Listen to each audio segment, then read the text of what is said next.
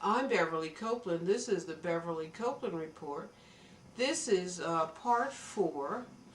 Today is March the 27th, 2013. I'm continuing talking about the personal. I haven't gotten to the political yet. I'm talking about the personal. I'm giving my viewers the opportunity to determine. As I have mentioned through the years, I have been told my problems are rooted in the Democratic and from activists from left to right over the years have consistently told me my problems are rooted in the Democratic and Republican leadership in this country.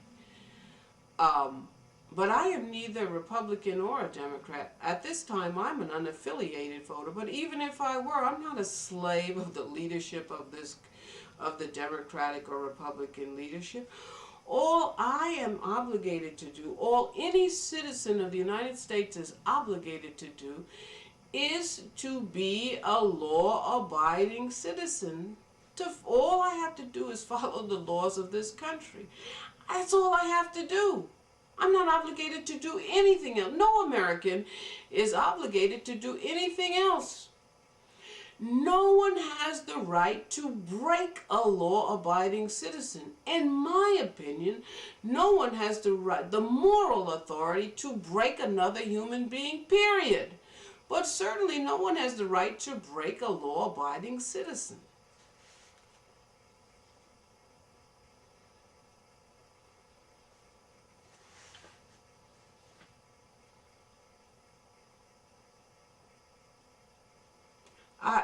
I just, it's terrible, terrible. I mean, for example, when I was politically active in civic and alumni and other affairs, for example, I was an advisor to the Dean of the School of International and Public Affairs at Columbia University, Lisa Anderson. I was on the board of the Women's College at Columbia University, the board of the Barnard College Club, New York. And in that capacity, let me just give you this to show you how I have changed. Something else. I wouldn't do many of the progressive things that I've done in life. I just, based on my experiences of late, I couldn't do. I just wouldn't do. One of the things that I did when I was on the board of the Barnard College Club, New York, and I needed a job, transitioning to another job, I was asking alum and other people to help me find a job. Now, I had, the board of the Barnard College, there were about 12 of us. I was one. I was the only woman of color. They were basically nice, upper middle class and more affluent, basically nice Jewish ladies. So, we talked about things, politics, everything. In fact, the annual dinner, I gave a speech on America at a crossroads. And so I had agreed. It was a great experience, except for one thing that I resigned from the board of the Barnard College Club over this incident. I was looking for a job, and we talked about politics, art, everything. So we talked about, this was around the time of 9/11 and the Patriot Act. And we had discussed the fact, me and other board members, that the Patriot Act was an updated version of what in the 50s was known as the McCarran Act. Now, in the 50s, with McCarthyism, the Red Scare, the fear of the communists, the United States Senate passed what was known as the McCarran Act. And the McCarran Act was a very, very, it was really a sad chapter, the whole McCarthy era in American politics, American political life. And the McCarran Act, to quote-unquote protect us from commies, authorized things like setting up concentration camps. I'm going to repeat that. The McCarran Act, which became law, of the United States in response to McCarthyism and the commie scare in the 1950s authorized establishing concentration camps, not detainment camps that were used to intern Japanese Americans during World War II, concentration camps like those in the Nazi era. That's what the McCarran Act, it did a lot of horrible things like that, did. In fact, I believe, if my record, the concentration camps for this area of the United States were located under the McCarran Act, I believe, in the state of Pennsylvania. Now you can check all this out online. So when the Patriot Act was initiated, because we were largely blacks and Jews, obviously people concerned about the Patriot Act, the implication, given what happened with the Red Scare and McCarthyism, we were very nervous about the Patriot Act. The board of the Barnard College Club, me, black, and basically, you know, Jews. We were concerned about that because of the implications the potential for abuse that we would have to be stupid not to understand. Like an updated McCarran Act, like funding state-of-the-art concentration camps. Very, very real, etc., etc. Homeland Security. So I needed a job. And so one of the members of the board of the Barnard College Club, I'm not going to name her name, her son-in-law, a Harvard lawyer, was head of Homeland Security, i.e., implementing the Patriot Act vis-a-vis Homeland Security. That would have included things like setting up detention camps, internment camps like were used for the Japanese in World War II, concentration camps, whatever, whatever. So I needed a job, and they kept, well, you should work for Homeland Security with her son as in Bush's cabinet. He's the head of Homeland Security. And I got very, very upset. I said, listen, I'm black and you basically are Jews, and she's a Jew. It may be her son, the Harvard lawyer, yada, he's a Jew. I said, you know, I would never have anything to do with anything like that. And they kept, and I could see, God bless those women, they really were not, didn't want to push it. As smart as I am, they didn't want me mixed up in anything like that.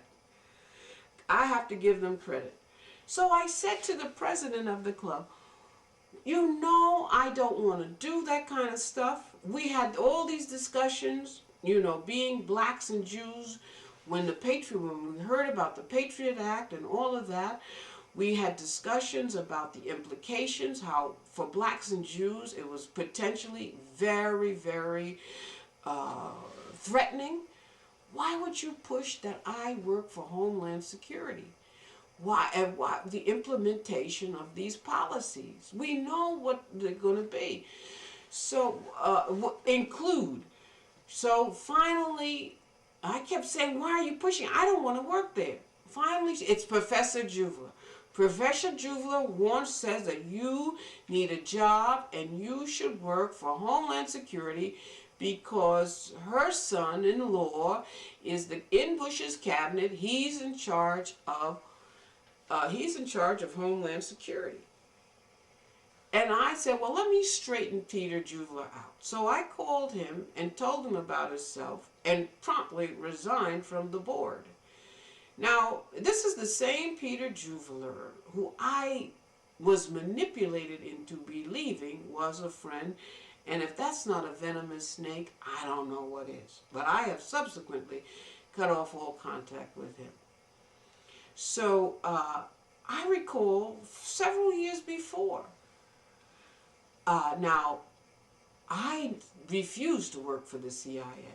I was encouraged to work for the CIA by Peter Juvler, Martha Green, the head of career services at Barnard College, people like Martha Green, Peter Juvler, by Quandra Prettyman Smith, an English teacher at Barnard. And I refused to do it. And they kept pushing, pushing, pushing. I was pushed to a serious suicide attempt. And then Zyra DeFries, who was my therapist, told me, Beverly, you better take that test for the CIA before they kill you. And so I said, I don't want to work for the CIA. I'm not cut out for that. She said, take it, take it, take it. So I took the test for the CIA. So Martha Green, Peter Juveler, and Gwanda Prettyman were relieved. DeFries was relieved too. She never pushed me to take it until I made a serious suicide attempt and had to be hospitalized rather than take it. And when they released me, she said, you better take that test. So I took it. I take the test, and then I talked to Martha Green, the Director of Career Services at Barnard. She says to me, Beverly, you'll never get a job at the CIA. She said and the test is an all-day test. I mean, it's from, you go in early in the morning and you leave late in the early evening. She said, Beverly, in terms of the academic stuff, your knowledge of history, politics, geography, IQ, off the chart, everything near perfect. Perfect. It was a grueling test all day. She said, but you would never get a job with the CIA. She said you flunked the personality part, the psychological part. She said the test revealed that your career path you should be either a minister, a teacher, something like that, not work for the CIA. So she said, Beverly, they're not going to hire you. You close to perfect. IQ, history, politics, reading comprehension, math, everything else. But personality, the test revealed you should either be a priest, a monk, or a teacher, a minister, or a teacher. They're not going to hire you. You can't do the work. Your psychological profile is not of someone who could do that kind of work. So naturally, I withdrew my application, and I told Juveler and all of them all. I said, you have known me all these years. You knew that I was never going to pass the personality part. Why did you have me pushed to the point of suicide, Juveler, and to take a test that you knew I was going to flunk? Not because of the academic, the IQ, the history, geography, all that stuff that you need to know. I aced that part. Very few things wrong. But the personality, I flunked because you can't be a preacher or a teacher and work for the CIA. You can't have that kind of personality.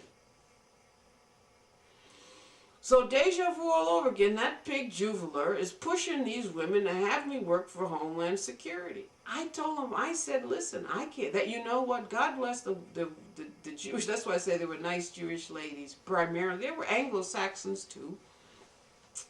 But God bless them because they were relieved that I resign rather than resign from the board rather than do that kind of work. Like the blueprints, the plans for the concentration camps, the internment camps, all of that stuff is going to came under the updated version under the Patriot Act.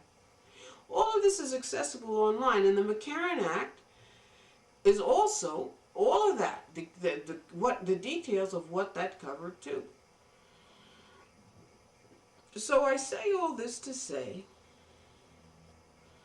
that I really have to leave this country. I really do, because there's certain things I'm not going to do, and I'm an old, beat-up, burnt-out lady now. I'm just not going to do, and I don't like being pushed to do them. And I don't know if this is a political hit that me and my mom have had to endure, or if it's just bad luck. But what do you think? Again, activists from left to right tell me my problem is the Democratic and Republican leadership of this country, to which I would add not only the political class, the intellectual class, but I've been vindicated. I've been vindicated, right? I've been vindicated. the American political intellectual class, in my opinion, are guilty of treason.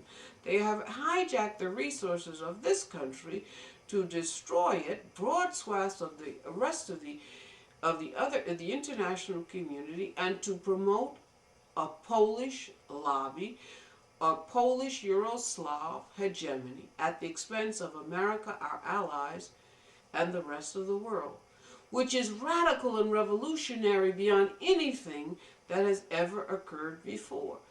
The idea that for the first time in the history of the Eurocentric world would be dominated by Euroslavs is radical revolutionary beyond belief. I have a long and huge paper and media trail. I complained about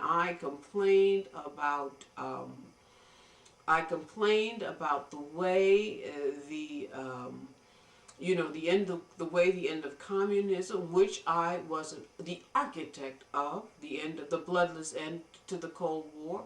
But I complained about what happened in the aftermath. I thought Gorbachev was betrayed. They put Yeltsin in, and he destroyed, in my opinion, the former Soviet bloc.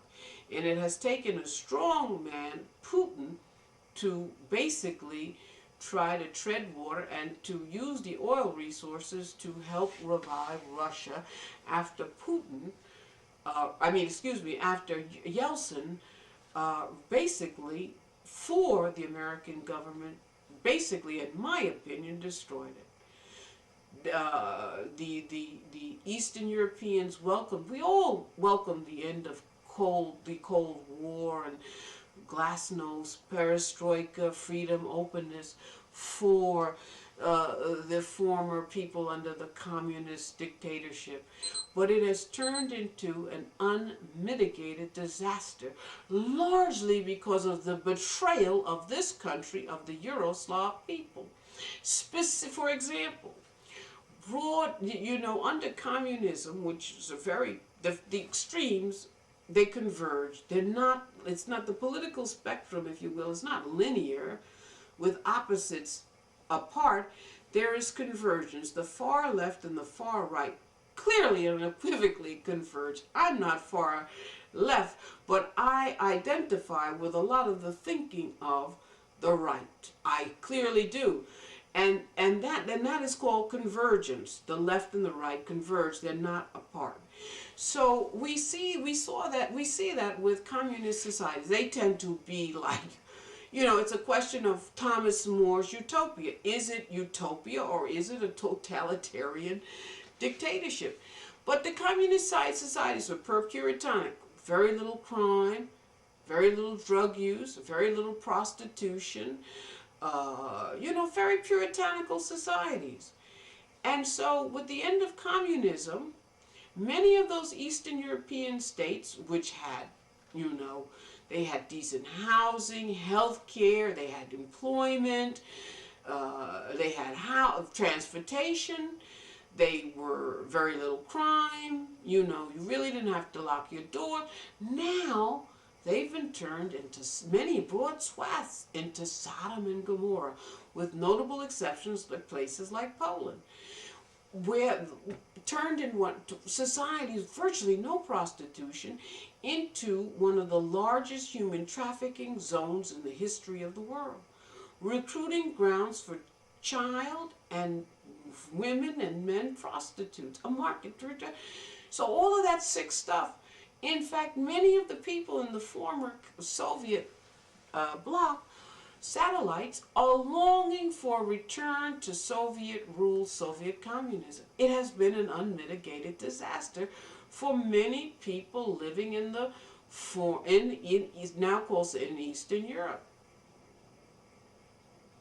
It's sick what they have done, what the policies. It's like, well, again, I referred to it. It is this Polish-led Yugoslav New World Order, and it's very sick. And the architect, I've been told by his colleagues at Columbia University, is Zbigniew Brzezinski. And I vividly recall when I was an undergraduate at Columbia, one of the required books I had to read in modern political movements, I think it was a book that Zbigniew Brzezinski had published before I had gotten to Columbia University in 1970. The book is called Between Two Ages. He starts it out with a quote from Hermann Hesse's book Steppenwolf, in which, quoting, life becomes pure hell, real suffering. And you have to be a real sick piece of shit to turn the world into that. But that is what the world has been turned into in Eastern Europe, the Arab Spring, Iraq, America, Sodom and Gomorrah, pure hell. The argument in the book is that it's necessary to do this, or it's suggested, when you transition from one mode of society to another. He suggests it's the transition from the post-industrial society to a highly controlled Orwellian, his neologism is technotronic society.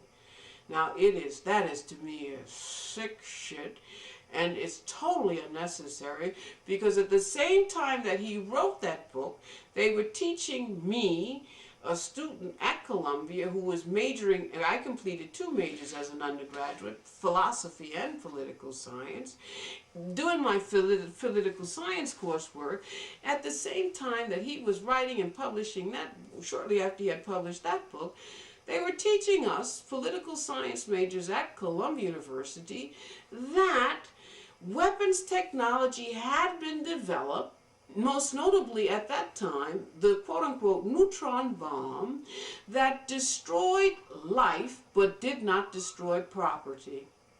So there's no need to turn life into pure hell. If any segment of the population, and this is what we were taught, if any segment of the population became a threat, let's say if the Russians really got, this was during the Cold War, really got out, all the United States had to do was drop a neutron bomb, right?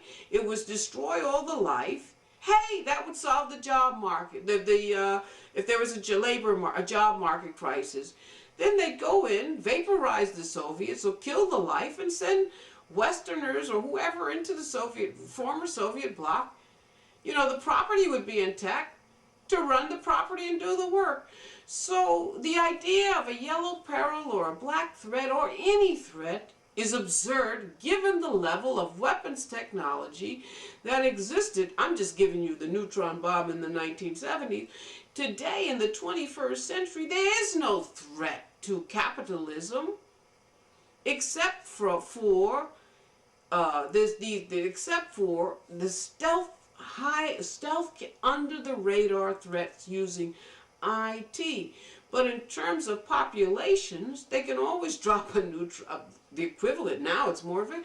They have weapons. There's no black threat. There's no yellow peril. They have weapons to vaporize populations and, you know, just, and not destroy property. This is what I was taught as a student at Columbia University. So why anyone would have to turn the world into pure hell, human suffering, is sick. There's no threat. The radicalism, even in the same book, Between Two Ages, Brzezinski talks about the student threat. Basically, he says it was a joke in the 60s and 70s. He said it was just some really elites, mad as hell, because they had to go to Vietnam and die. That is true. That is true. And to the blacks also, we wanted equality. But very mainstream. Black people are some of the most conservative people I know. The threat that black people pose is to other black people, like this community, to me and my mother, and it is very painful for me, given how much my mother gave to the community. My mother is like Mama Sotomayor, like Sonia Sotomayor's mother. Well, she was a very sweet lady. She was not like, I'm a steel magnolia. My mother was a sweet, genteel Southern lady, Christian, turn the other cheek. So, my health demands that I get out of this country, because I just am constantly reminded, living in this community, living in this country, what they did to my mother. And it is not healthy for anyone to be reminded of that. You know, it's not healthy for me to be here. It just is not healthy for me. Just reading the news, what this government is doing every day. You know, just seeing in the news about the Cyprus, the banks now, this is all can be traced back to Wall Street. They're confiscating people's savings, deposits over $100,000 in Cyprus. They're trying to decide, are they going to 40% or 65%? Can you imagine that? People, entrepreneurs like architects or engineers or whatever, small business people, they set up savings and the government is going to take 60% of it. They're savings to retire, widows, orphans. And they're going to do it too. And if they do it in Cyprus, they're going to do it all over. It's going to, you know, all over. So they confiscate, they blood sucked everything out of the governments, right? So they have nothing. So now they're going after people's savings. And this can all be ultimately tied to Wall Street, in my opinion. The policies of Wall Street, in my opinion. I'm entitled to my opinion. Not to mention Michael Dell. I mean, you just have to be part of my generation and to have gone to business school to know what kind of hero in the annals of Western capitalism that Michael Dell and Bill Gates are. And Michael Dell, entrepreneurial genius that he is, understands you have to innovate or die. And so he's by the way, he's partnering with Gates in a sort of, not real strictly partnering with him, but there is an affiliation, I'll put it that way. So Michael Dell, entrepreneurial genius that he is, and I only use Dell computers, he's extraordinary. He understands that he has to reinvent Dell computers. So in so doing, has opened Dell up. And so this Wall Street raider, I'm not going to name, who's known for taking companies and dismembering, selling off the parts, as his eyes on Dell. So I have to get out of this country. We are the product of our psychosocial experiences and DNA. I'm not going to crack up. I'm going to have a massive heart attack. And I just, you know, all I'm required to do as a citizen of these United States is to follow the laws. I do that. I can't do that in peace because the laws are not upheld. People are allowed to egregiously violate me like they violated my mother's basic civil and human rights. So in order to save myself, I have to leave. I'm Beverly Copeland. This has been part 4.